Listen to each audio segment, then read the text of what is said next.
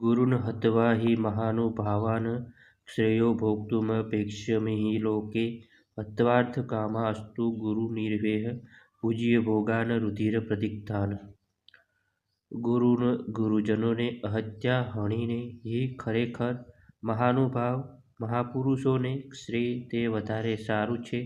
ભોગતું જીવન ભોગવ ભેક્ષમ ભીખ માગીને અપી પણ ઇહ આ જીવનમાં લોકે આ જગતમાં હત્યા હણીને અર્થ લાભની કામાન ઈચ્છાથી તું પરંતુ ગુરુજનોને એ આ જગતમાં એવ નક્કી પૂજ્ય ભોગવવું પડે છે.